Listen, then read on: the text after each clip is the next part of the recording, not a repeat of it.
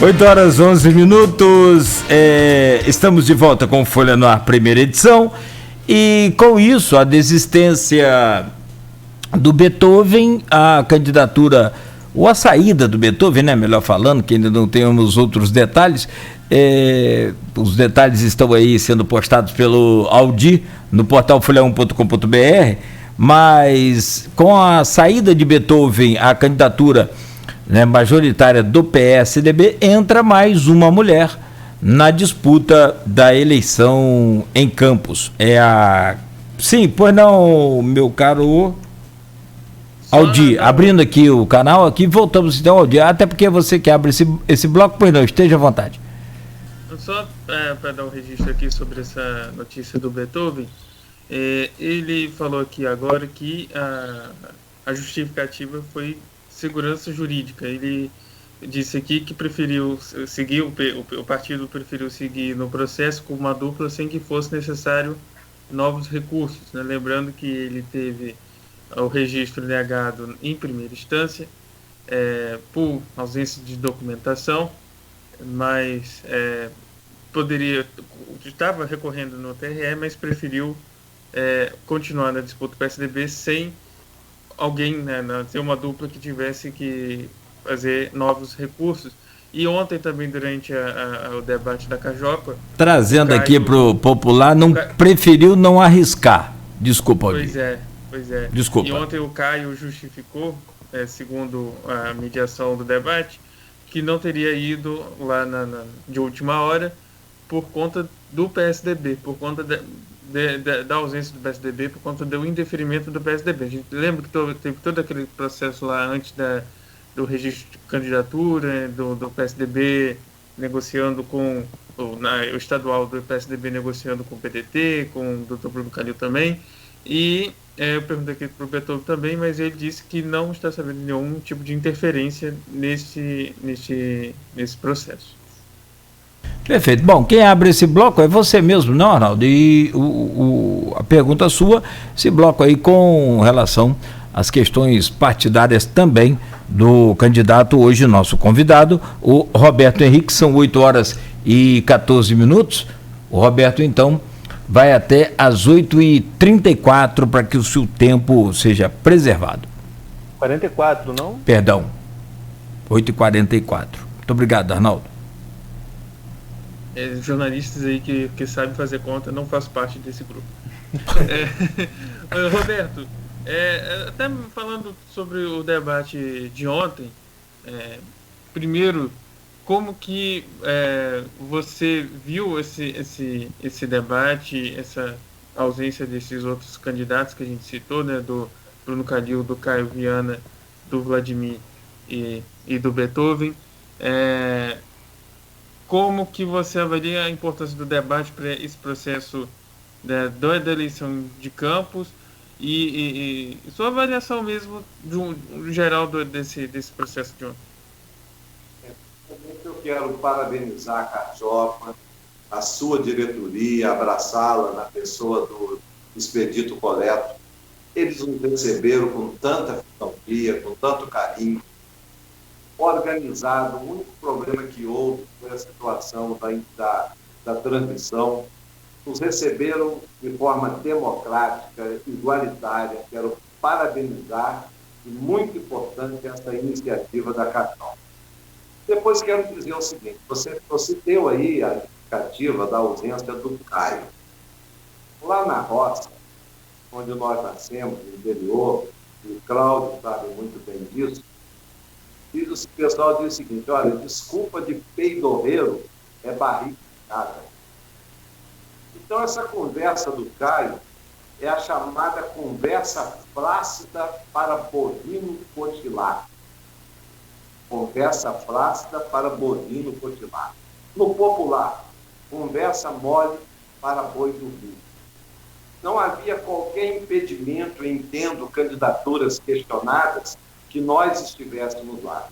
Tanto que os outros candidatos foram e não houve veto algum. Ele não foi, assim como o Vladimir não foi, assim como o Bruno Calil também não foi, porque lá, quem estaria lá não era o chefe deles, eram eles, era a pessoa deles. Eles teriam que se revelar, eles teriam que passar nesse teste do debate, do confronto, no campo das ideias. Então, eu só quero lamentar a falta de conteúdo dessas 3 candidaturas. E digo mais, a população está observando. Existe um eleitor silente, existe um eleitor que está muito reflexivo, e, a meu ver, há um contingente expressivo que pode chegar aí a 30% do eleitorado que fica calado, observando, analisando a nós todos. Então, esta gente já não passou no primeiro teste. Se eles não aguentam um simples debate, né, sem a presença dos seus orientadores e dos seus marqueteiros, como é que eles vão governar essa cidade? Como é que eles vão fazer os confrontos? Porque, veja bem, governar é administrar contradições. Essa é a definição mais técnica e verdadeira que eu já vi de governo. Governo é administrar contradições.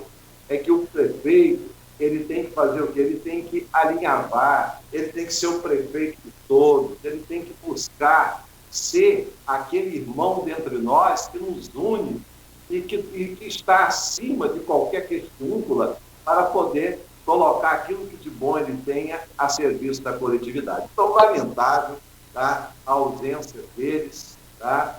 As desculpas de todos 3, tanto do Bruno como do Calil, né? O Bruno Calil, como do Vladimir e do Caio Viana. Como já disse, conversa flácida para bovino cochilar. No popular, conversa mole para boi dormir. Roberto, a gente já discutiu aqui em outra oportunidade a questão da esquerda fragmentada. 3 partidos de proa de esquerda, digamos assim, PT, PSOL e PCdoB, com candidaturas a prefeito. Ontem, no debate, acompanhando o debate, amanhã a gente vai entrevistar a candidata Natália e poderemos falar sobre isso também, mas parecia uma dobradinha ali do PT com o PSOL. Natália e Odisseia toda hora indo para o embate, mas na verdade meio que rolando bola uma para outra sobre determinados assuntos. Você ficou meio excluído dessa esquerda aí nesse debate, conforme essa bola rolada entre PT e PSOL? Se sentiu excluído desse debate da esquerda? Não, veja bem, aí está o meu diferencial. Quando você não quer resolver um problema, você ideologiza. Nós não podemos ideologizar essa campanha e nem ideologizar futuramente a administração. Porque quando você ideologiza, você cria muros de divisão.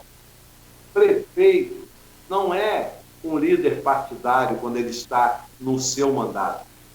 Prefeito, ele é, como já disse aqui várias vezes em outras entrevistas, é um irmão dentre nós que nos preside. Ele tem que ter um sentimento apurado de valorização de todo o conjunto das coisas, dos valores, dos bens e das pessoas que habitam o seu município. Então, houve sim essa tabela, ficou visível, e quando se cria esses guetos, esses nichos chamados, denominados ideológicos, na realidade eu fico assim preocupado, né, apesar de elas serem pessoas que têm conteúdo, pessoas que têm base para falar, base técnica, porém às vezes não têm a experiência, não têm a temperança, não têm o preparo para depois, uma vez jogando, né, elas não poder corresponder. Isso aconteceu muito, aconteceu aqui em Itaocara. O pessoal elegeu um prefeito lá. Então o rapaz não andava, porque começaram a ideologizar a prefeitura. Aí ele foi se isolando, e não conseguiu ser um farol, um exemplo de administração, como à época o pessoal pregou. Olha, temos agora o primeiro prefeito do Brasil, em Itaocara. vocês vão ver o que será a administração. Entretanto, né, não aconteceu esse exemplo e realmente o rapaz que foi prefeito lá tinha muitas dificuldades porque ideologizaram a administração. Não podemos fazer isso. Fazer isso é estar a favor do partido, a favor das suas ideias, contra Campos. Prefeito Roberto, não tem partido. O próprio prefeito de Campos, se ele quiser dar sua contribuição para resolver, ele não pode ter partido. Eu não irei ideologizar a prefeitura. Nós iremos conduzir o processo administrativo de uma forma clara, de uma forma chamando a todos a sua participação. Quando eu falo todos, aquelas pessoas de boa vontade que queiram contribuir. De fora, podem estar certos os carrapatos e os aproveitadores que ficaram aí no governo Arnaldo, no governo Mocaibe, no governo Rosinha. E as pessoas sabem que eu não sou valente, mas sou firme e tenho coragem para buscar e expulsar da prefeitura carrapato. eu falei sobre essa questão do partido porque tem dois comentários aqui que eu vou uni-los e gostaria de ouvi-lo, trazendo a participação do ouvinte aqui à nossa conversa. Um é do Mário Filho. O Mário Filho coloca: o Roberto Henrique tem experiência, mas infelizmente seu partido e a nominata de vereadores não ajudam neste momento. E outro do Arnaldo Garcia, que inclusive foi a pergunta do bloco anterior, que diz que você esconde o nome do partido na sua propaganda impressa. Por essas questões, essa questão de ser do Partido Comunista, um momento de ascensão da direita ao poder e essa divisão em que o termo comunista, nós jornalistas somos comunistas, todo mundo que se posiciona de qualquer forma a contrário ao governo é classificado como comunista. Isso não pode prejudicar nenhuma cidade que deu a Bolsonaro 65% dos votos no segundo turno? Olha, a cidade já teve Custódio Siqueira como prefeito, era comunista. E, entretanto, uma figura tão respeitada que deu o nome ao bairro de Custodópolis. Por isso, Custodópolis é Custodópolis porque vem de custódio, né? E ele foi, junto com seu irmão Gredi Siqueira, uma pessoa solidária com aquele povo oriundo da escravidão, irmãos nossos que com a abolição da escravidão ficaram jogados pela cidade, como aconteceu também no Rio de Janeiro. E ele solidariamente, pegou parte das heranças dele e loteou aquela região toda lá para a população ter um lugar, entendeu? Então, veja bem, eu não escondo o meu querido irmão Arnaldo Garcia. Em toda a campanha minha tem lá o CGC meu e do vice. Tem lá a sigla do partido. O PCdoB tem uma característica hoje muito flexível. Eu, por exemplo, que todo mundo sabe, até criança de colo, até neném de peito, sabe? E eu sou da social-democracia, do trabalhismo histórico de Leonel Brizola e Getúlio Vargas. Todo mundo sabe disso. Né? A união do meu partido com o PCdoB, para eles se salvarem, né? Porque não alcançaram a cláusula de barreira, houve um enlace, Pátria Livre, com PCdoB. E houve a criação do chamado Movimento 65, que abrigou a nós, da social-democracia, os egressos do PDT de Leonel Brizola, figuras como Nilo Batista, figuras como Eduardo Costa, professor Ézio Cordeiro, pessoas como Ronald Barata, como José Maurício Linhares, pessoas que, inclusive, tinham muito mais intimidade com o Brizola do que eu. Eu ganhei uma intimidade com o Brizola nos últimos 10 anos de vida, mas esse pessoal que eu estou citando foram 4 do partido que foram buscar Brizola em Lisboa, quando o Brizola ainda estava no exílio. Então, não há qualquer dificuldade, eu não expondo, né? Eu, inclusive, lá no debate, eu falei por 2 ou 3 vezes o nome do partido, não tem medo nenhum de citar. Sabe por quê? Porque justamente você colocou muito bem, existe uma histeria aí. Se o cara discorda de alguém, é comunista. Entendeu? Criou-se essa dicotomia e as pessoas estão falando disso e às vezes nunca leram os 5 volumes do Capital, escrito por Marx, que é o clássico dele. Não leram o Manifesto Comunista de Engels e de Marx. E, por outro lado também, o lado do capitalismo, não leram John Locke, não leram o Adam Smith, A Riqueza das Nações, e fica falando. Travou aí o sinal, é provavelmente aquela chamadinhazinha que entra, né? Isso. Já deu 8h27, ontem...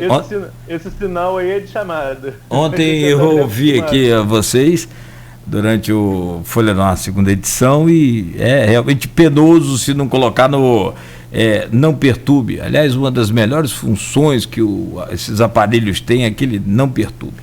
Mas o Roberto reconecta aí, ele parou às 8h27, né, e assim que ele retornar à conexão, ok, Roberto, voltou aí a sua conexão.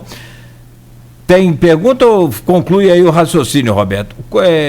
Arnaldo Aldi, é com você. Eu estou tentando voltar aqui. Voltou. Voltei? Voltou. Voltei, mas Pode virar a tela. Só colocar o celular na horizontal, por gentileza, Roberto. Isso, muito obrigado. Isso.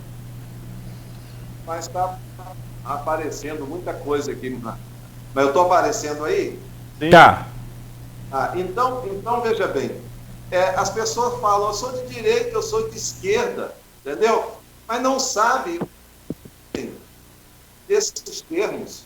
Ser de direita, lá após a Revolução Francesa, são aqueles que votavam contra o povo, votavam a favor dos banqueiros, votavam a favor das elites.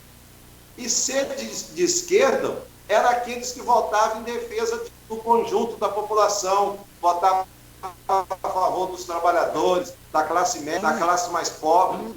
Isso que é ser esquerda de direita. Então, a minha matriz ideológica, eu sou social-democrata, eu digo isso dentro do partido, eu digo isso em qualquer lugar, e o PCdoB hoje é tão flexível que admite a nossa presença dos brisolistas, do pessoal da social-democracia, que realmente tiveram essa oportunidade de se abrigar lá devido à situação em que se tornou o PDT atual de Carlos Lula. Então, sem problema algum. Roberto, ontem no debate teve um embate direto seu com o prefeito Rafael Diniz. Ele chegou a falar que você teria muito tempo fora da vida pública e, por isso, desatualizado com algumas questões da administração pública. Como que você viu essa reação do Rafael e se esse tempo que você está fora da vida pública pode te atrapalhar, pode te ter deixado alguma desatualização ou não? Olha, talvez eu estudo mais a prefeitura de fora do que Rafael por dentro.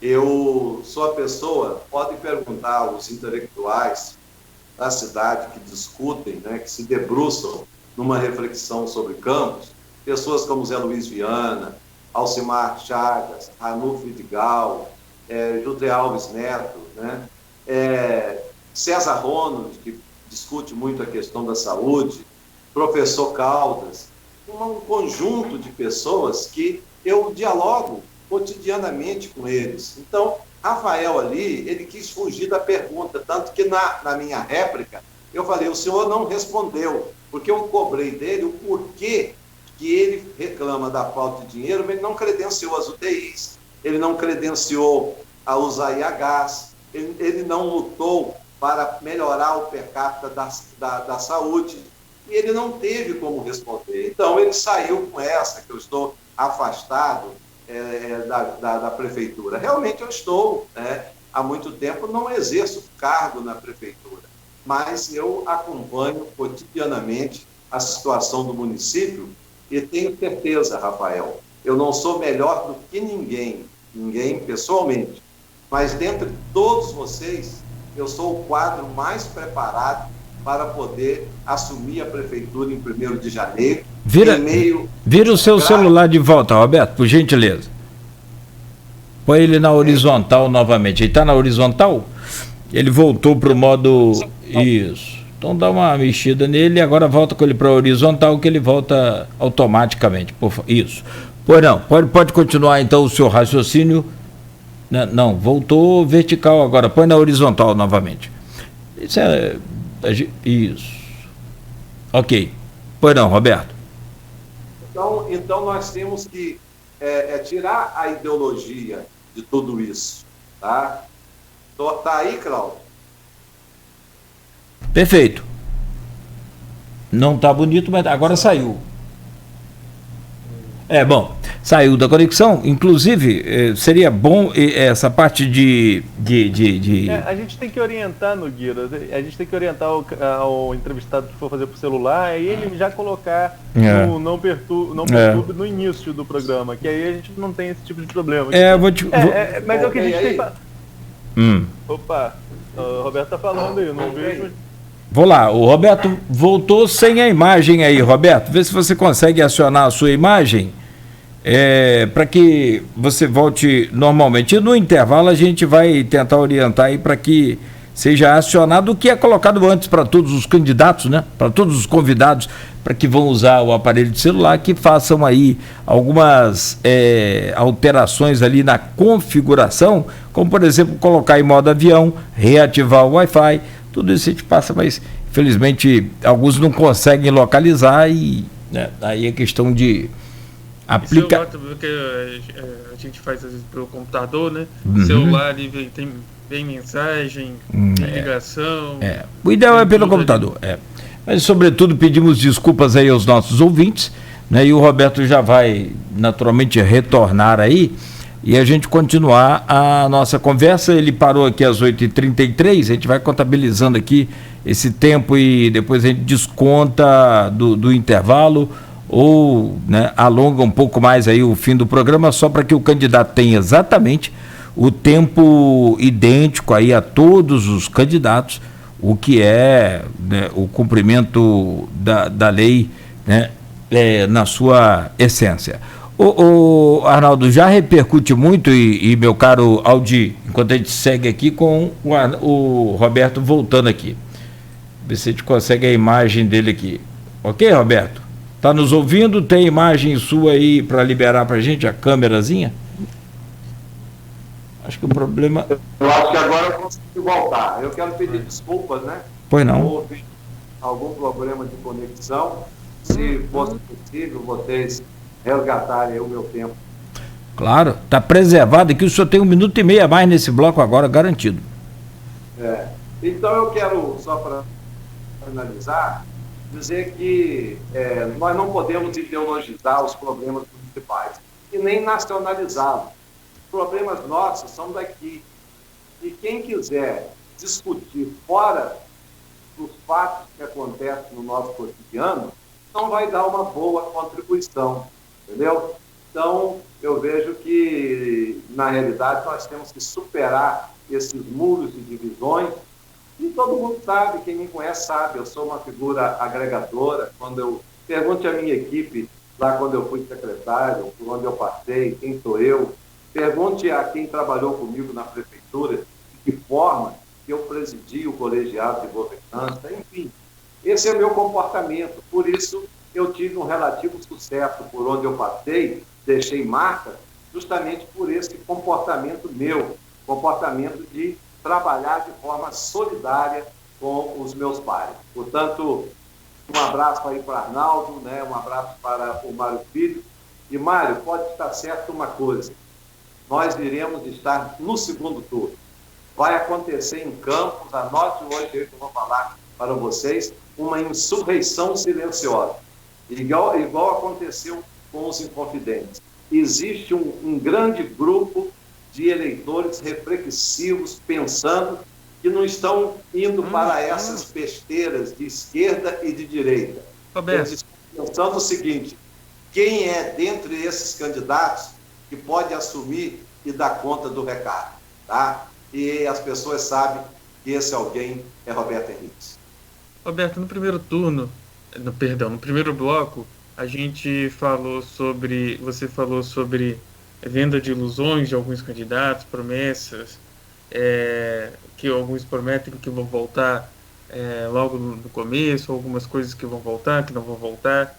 É inevitável a gente falar, né, novamente sobre programas sociais, né? A gente viu na série de painéis da Folha da Manhã, os especialistas, vários especialistas em diversas áreas, falando sobre a crise econômica, falando sobre os programas sociais, a diferença entre eles, que seria muito difícil a volta da grande maioria dos programas sociais, né, cheque cidadão, passagem social, mas que o restaurante popular seria mais viável por conta de ser mais barato, né, o custeio do programa.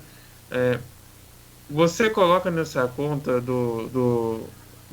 da venda de ilusões o retorno de alguns programas sociais e como que você vê essa questão, a viabilidade dessa questão para o eventual governo seu? No primeiro momento, nós não teremos condições de retornar de pronto os programas sociais. Mas está dentro da minha agenda, do nosso programa de governo e dentro das minhas preocupações, e estaremos retornando gradualmente os programas sociais. Eu não preciso falar disso como jogo de palavras para agradar quem me ouve. Esses programas começaram comigo, aqui na Fundação Bolsa Aprendizagem, e depois virou Bolsa Escola com Cristóvão Buarque. Ele pegou essa transferência de metodologia comigo na OIT. Depois o PET, que era o programa Desafio aqui, que Fernando Henrique depois adotou no Brasil inteiro como PET. Se você andar por aí, ou aqui na rua Miguel Heretti, você vai ver lá, Oficina do Chiquinho. Foi menino bolsista. Você vai lá, Amaro, lá no Jockey Club, entendeu? Na Avenida Presidente Kennedy, tem lá a oficina dele de enrolamento de motores elétricos e tal. Aprendeu lá na fundação, era bolsista do Bolsa Aprendizagem. Você vai lá em Guarulhos, nas proximidades do Posto Novo Mundo, tem lá a Patrícia, menina que é dona de um salão de cabeleireiro. E são várias pessoas que passaram pelos nossos programas, que tinham um caráter compensatório para transferência de renda, sim, mas tinha um caráter emancipatório. O grande erro do Lula e do Fernando Henrique foi massificar esses programas e não dar a eles também a condição do processo emancipatório, mexendo na economia do Brasil para ser uma economia livre da imposição do sistema financeiro especulador e praticar aqui não o capitalismo financeiro, mas praticar aqui o capitalismo industrial e o capitalismo comercial, que esses dois são benéficos. Agora eles foram lá, colocaram agentes dos bancos como ministros. Lula colocou o Meirelles, a Dilma colocou o Joaquim Levy, o Bolsonaro coloca esse aí que é o Paulo Guedes, que é também um preposto do sistema financeiro. Então, programa social tem que fazer como lá o norte da Europa fez. Todo e qualquer país que se desenvolveu aplicou recursos nesses programas compensatórios. Mas, paralelamente a isso, eles foram buscando as alternativas de não tratar as pessoas como apenas um estômago, mas tratar a pessoa na sua integralidade, como pessoa humana. E é o que fez lá a Noruega, é o que fez lá a Suécia, a Suíça, é o que está fazendo a Alemanha, entendeu? E aqueles países de lá, que é onde eu me espelho, porque eu sou social-democrata, o social-democrata ele tem que apresentar na prática aquilo que funciona. E eu, quando trago esses exemplos de social-democracia, de coisas que funcionam. Vocês que nos assistem aí, entrem na internet agora, faça a seguinte pergunta: qual os países que têm os melhores índices de desenvolvimento humano do mundo? Você vai ver lá os países sociais democratas. aqueles que se confessam, né, como adeptos da social-democracia. Todos aqueles, eles estão muito na nossa frente, mas eles começaram um dia. Então aqui, por exemplo, eu vou fazer, no que tange ao plano de recuperação econômica e promoção social, eu vou fazer aqui um trabalho através do plano, né, de combate à evasão de capital. Nós vamos fazer um processo revolucionário possível aqui. Eu vou questionar, revisar vários contratos da prefeitura. E vamos falar o seguinte, nós estamos em tempo de crise, nós não podemos deixar escapar o dinheiro lá para fora. Nós vamos fazer vários serviços com os consórcios de entidades, através de territórios definidos. Para quê? A empresa de lixo toca o serviço pesado, mas o serviço de varrição e jardinagem vamos fazer com os consórcios de entidades, para que esse dinheiro não fuja lá para fora para a matriz da grande empresa, mas que ele circule aqui no comércio. A merenda escolar, nós vamos confeccioná-la dentro dos bairros, desses territórios, através de consórcios de entidades, e vamos fazer várias para não haver monopólios disso. E vamos fazer merenda escolar com essas pessoas do bairro, através desses consórcios de entidades, para o dinheiro ficar aqui. Nós já tivemos aqui empresas que vieram aqui fazer merenda escolar, que era de São Paulo. A iluminação pública, o serviço pesado, Roberto, é a Enel, correto? Agora, a iluminação pública é um serviço leve, que a prefeitura pode, inclusive, ajudar esses consórcios a adquirir aqueles caminhõezinhos, né, com elevatórias, para fazer a troca de lâmpadas, evitar que venha uma firma de São Paulo e leve o dinheiro daqui. O dinheiro tem que circular aqui no nosso município. Isso é uma medida de promover a ação social e trazer dinheiro novo para circular no comércio local. Como também vamos... Roberto, porque nesse bloco a gente destina a contestar algumas questões políticas e a gente está estourando o bloco. Eu vou fazer perguntas rápidas e gostaria que você fosse sucinto. A gente só tem 3 minutos agora, mais relacionada a questões políticas. A primeira delas, você citou aí essa questão de impossibilidade de retomada de programas sociais imediatos. Há uma análise que saiu na Folha da Manhã no último domingo, no último sábado, embora não se tenha tantas pesquisas registradas, que hoje a eleição estaria dividida em 3 blocos. Um bloco que estaria ali o Vladimir, Caio e Bruno, o segundo bloco intermediário com Rafael e estou contigo, e o terceiro com os demais, no qual você se inclui. Desses 3 blocos, no bloco da frente, Caio, no bloco de trás, Natália, estariam prometendo a retomada de programas sociais. Você acha uma afirmação irresponsável falar em retomada integral de todos os programas sociais nesse momento?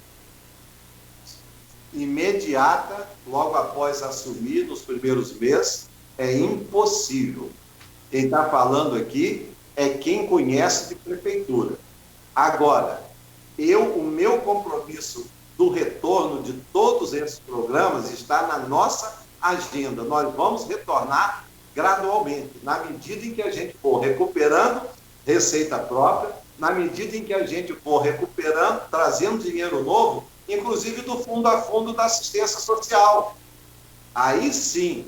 Agora, nós não podemos prometer para ganhar votos que vai voltar de imediato.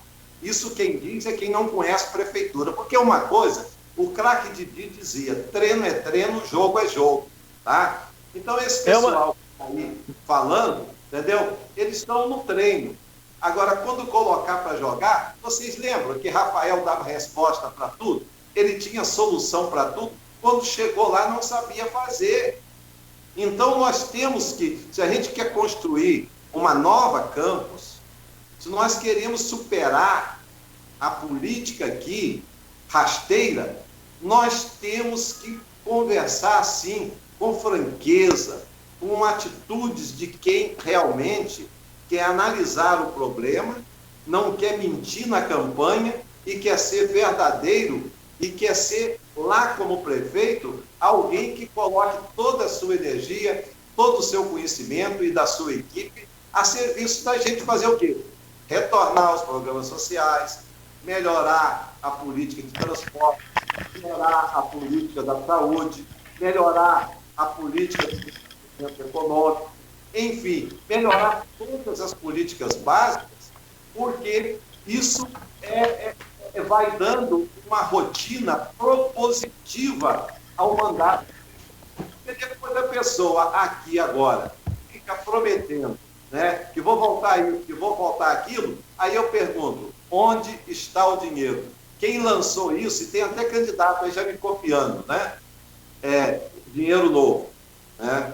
Então, veja bem, quando eu falo do dinheiro novo, é que sem a busca desse dinheiro novo, a Prefeitura de Campos não anda. Tá? Agora, tem como buscar esse dinheiro novo? Tem. A minha equipe multidisciplinar e eu, nós seremos garimpeiros. Eu já fui esse garimpeiro lá atrás como secretário. E é possível. Em 1989, a Prefeitura de Campos tinha dinheiro de mais de 43 creches, de bancar os programas de adolescentes, viramos referências no mundo inteiro, inclusive, correto? Então, e eu tive que correr atrás, ter uma boa equipe técnica, formatar bons projetos, ver onde é que tinha o recurso, ver onde a cará dorme, entendeu como? Saber onde estão as rubricas fontes, porque não é assim, põe um projeto debaixo do braço e vai para Brasília. Antes disso, você tem que saber para onde você vai. Vai chegar no Ministério, você tem que estar sabendo quais as rubricas fontes disponíveis. É chegar lá com o projeto, negociar com a equipe técnica, que o pessoal vai para lá, sabe fazer o quê? Bater foto com o ministro. Roberto, nosso tempo acabou, agradeço aí pela participação nesse bloco também, pelas respostas. Nós temos que fazer o intervalo e precisamos fazer o intervalo, ok, seu tempo foi preservado, são 8h48, conforme o combinado, né? E nós vamos ao intervalo. No próximo bloco, voltamos então para o encerramento, Roberto, com o tema sempre muito pertinente e acredito ser o mais esperado, que é a questão dos seus projetos de governo para Campos. Em instantes com Folha no Ar, primeira edição.